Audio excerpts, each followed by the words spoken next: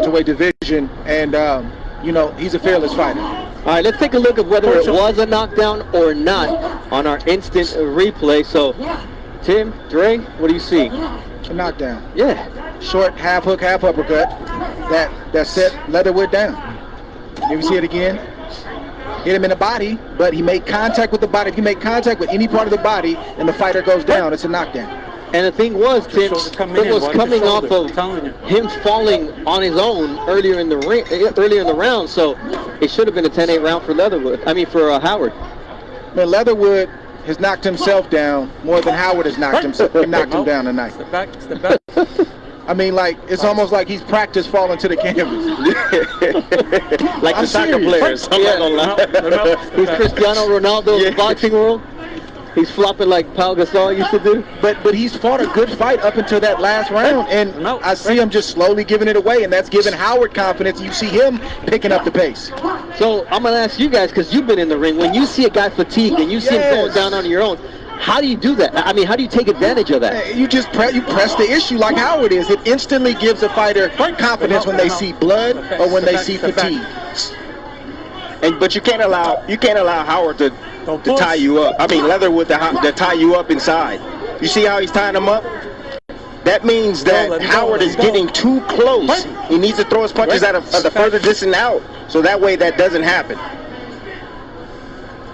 Right there. That's where he needs to start. Right there. Pop, pop. There's that jab. And it's not going to take much here in round number 5 because we see the body language of Leatherwood. He's no longer a boxer. He's a one-punch fighter.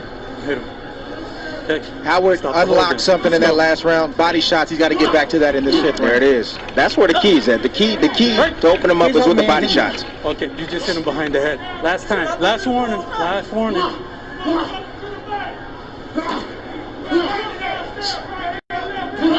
There you see another left hand, and Leatherwood holding.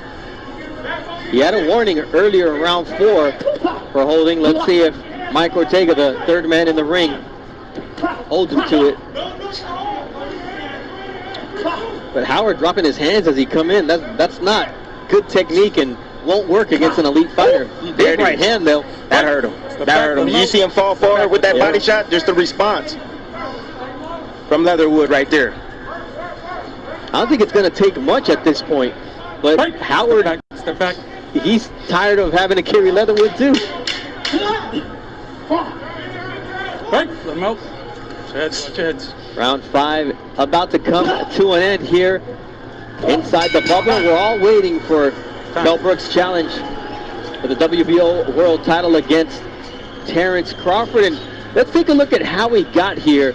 His big shot towards the Sean Porter world title opportunity was the 4th round knockout of Vyacheslav Senchenko, who was coming off of beating Hatton.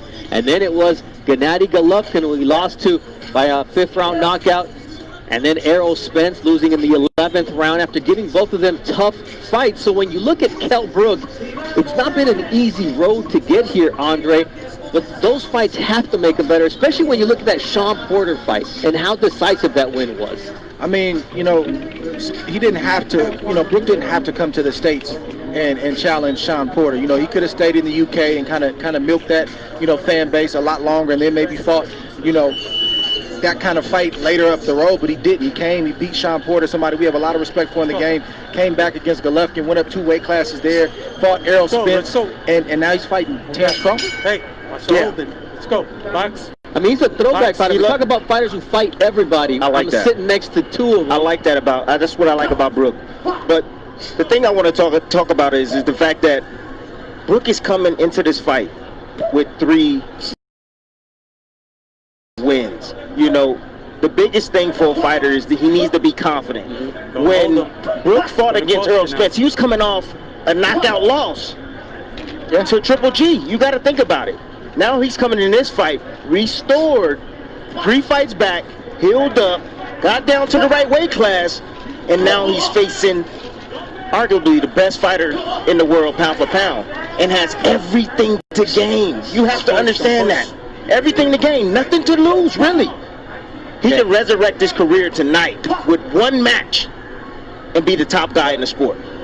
But he has to go through the top guy in this sport. Of course. I mean, you got to win. I get it. He's about to go through some fire. Of course, both of them are. And then the thing is, we already know how Bud works. We know that he's had the fractures in both orbital bones. He says, hey, I'm stainless steel from Sheffield.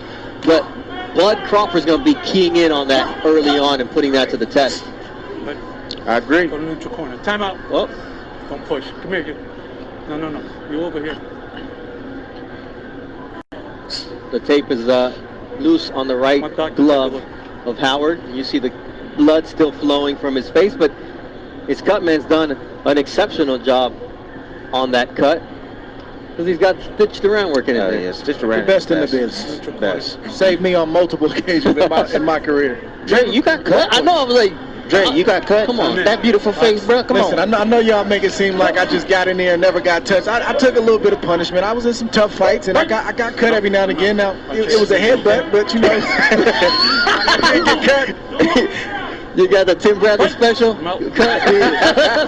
Thanks to Edison Listen, Miranda. man, no, y'all need to take that back. Okay, I take it back. Listen. Well, you put it in somebody's chin, not on their No, forehead. their head ran into mine. Oh, okay. Well, it's impossible to mix. No, I'm just saying. That's why I'm saying their head ran into mine. Okay. Ooh. Round 6 of a scheduled 8-rounder here between Tyler Howard and Keandre Leatherwood. Now, from round 4 to 5, it looked like Leatherwood was done, and yet here he is still. It's called second win. You're holding him. That's what it's called. I think it's a little bit of second win, and I think it's a little bit of Howard not doing what he just did right there, which is punch with both hands to the body. Got away from his body attack in this last 2 rounds. Can I get an uppercut from Howard, please? Something different. Are we seeing the same sequence of punches going down to the body? Looping left hand, right hand. Neutral corner. What do we got? A point deduction for holding. Finally here, round 6. 1 point. Hold it. Ready? Let's go. Time in. Turn around. You got to change up your attack. Yes. You got to think about it. So you got a pro pitcher. If he's throwing strikes down the middle all night, what do you think people gonna do? They're gonna hit him out the park. That pitcher's not gonna have a job. You got to switch it up, change things up. Step back. That's exactly it. You throw 100 miles an hour, but it's always down the middle. Someone's bound to catch up to it, and Howard has no changeup here as we get to the end of round 6. This fight is scheduled for 8, but the fight that everybody has on their mind is that 12-round WBO welterweight championship, which is our